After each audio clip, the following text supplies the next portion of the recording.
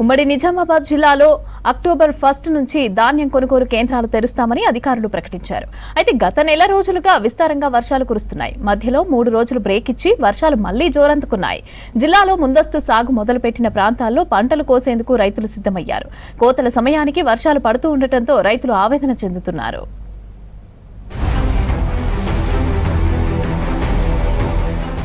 ఉమ్మడి నిజామాబాద్ జిల్లాలో ఈ సంవత్సరం ఖరీఫ్ సీజన్లో 11 లక్షల ఎకరాల్లో పంటలు సాగు చేశారు రైతులు. ఎక్కువ మొత్తంలో వరి సాగవుతూ ఉండగా పసుపు, మొక్కజొన్న, సోయా, శనగ, మినుము, పెసర, కంది పంటలు సాగు చేశారు రైతులు.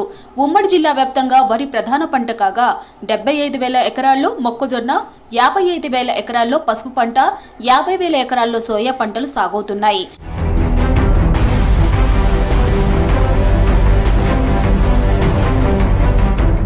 నిజామాబాద్ జిల్లాలోని వర్ని, మోస్రా, చందూర్, పోతంగల్, కోటగిరి మండలాలతో పాటు బోధన్ నియోజకవర్గంలో ముందస్తుగా పంటలు సాగు చేస్తారు రైతులు. ఈ ప్రాంతాల్లో ముందుగానే పంట చేతికొస్తుంది కాబట్టి ప్రభుత్వం కూడా ఈ ప్రాంతాల్లో అక్టోబర్ 1 నుంచి కొనుగోలు కేంద్రాలను ఏర్పాటు చేయాలని నిర్ణయించింది. అయితే వర్షాలు మళ్లీ కురుస్తుండటంతో రైతులు ఆందోళన చెందుతున్నారు. మా మండలంలో ముందస్తుగా నాదే కోతకొచ్చింది.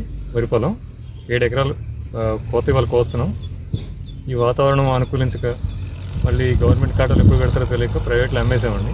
నిజామాబాద్ రైస్ మిల్కి ఇచ్చేసాం. కాకపోతే రేట్ ఇంకా డిసైడ్ చేయలేదు వాళ్ళు. పచ్చొట్లు కాబట్టి 3 కిలోలు తరుగు ఉంటుంది. ఎందుకంటే మాయిచర్ ఎక్కువ ఉంటుంది, 25 మాయిచర్ ఉంటుంది. ఈ వాతావరణం కరెక్ట్ లేదు. ఎప్పుడు వర్షం పడుతుందో తెలుస్తలేదు. ఎండబెడటానికి వీలు కాక పచ్చొట్లే అమ్మేస్తాం. అది కాకుండా గవర్నమెంట్ కాట ఎప్పుడు ఓపెన్ చేస్తారో తెలియదు. అదే వాతావరణం అనుకూలిస్తే మాత్రం ఎండబెడతారు. వద్దామంటే ఈ వర్షాలు మాకు జర ప్రాబ్లం చేసేటట్టున్నాయి.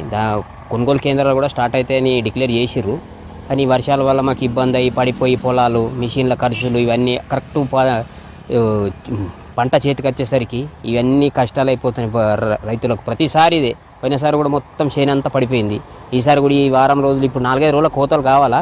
ఈ వర్షం రోజు ఇదే వర్షం వల్ల చాలా ఇబ్బంది పడుతున్నాం. మేము కాటలు స్టార్ట్ చేయడానికి ముందే స్టార్ట్ చేస్తామంటుర్రు.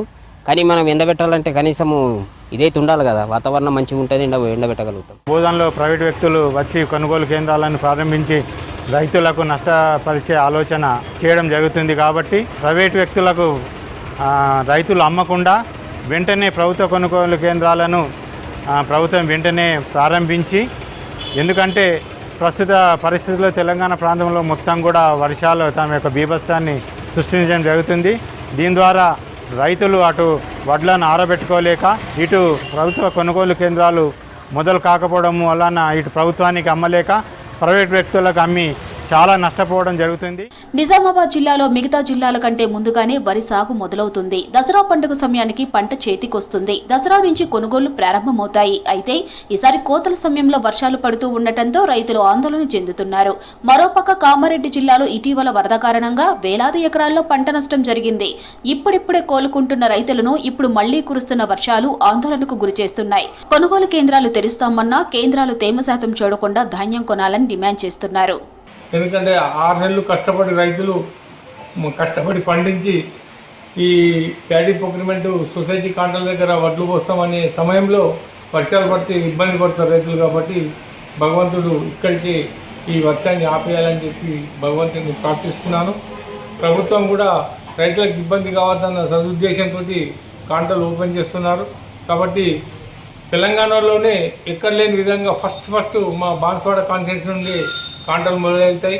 ప్రతి సంవత్సరం అలాగే మొదలవుతాయి. ముందు నాట్లేసి కాంటలు కూడా ముందు దొరికించి తెలంగాణ స్టేట్లోనే రైతుల ఖాతాలో కూడా డబ్బులు మొదలై పడతాయి. తెలంగాణ రాష్ట్రంలోనే మొట్టమొదటిసారిగా నిజామాబాద్ జిల్లాలో నాట్లు వేయడం జరుగుతుంది. నిజామాబాద్ జిల్లాలోనే ఈ ఒక 10-15 మండలాల్లో మరి ముందుగానే మేము కోతలు స్టార్ట్ చేస్తాం. ఆల్రెడీ దళారులు ఇప్పటికే కర్ణాటక నుంచి, తమిళనాడు నుంచి దళారులు మరి మా నిజామాబాద్ జిల్లాలో బోధన్ పట్టణ ప్రాంతంలో ఇప్పటికే దళారులు దిగి ఇప్పటికే ఆల్రెడీ లోడ్లు తీసుకుపోతున్నారు. మరి కొనుగోలు చేయడం వల్ల మరి రైతాంగము అనేక రకాలుగా నష్టపోతుంది. కాబట్టి ప్రభుత్వం వెంటనే కొనుగోలు కేంద్రాలు ఏర్పాటు చేయాలని కోరుతా ఉన్నారు. వర్షాలు కంటిన్యూగా కురుస్తూ ఉండటంతో రైతులు ఆందోళన చెందుతున్నారు. ఆరుగాలం పండించిన పంట నీళ్లపాలు కావడంతో ఆవేదన చెందుతున్నారు.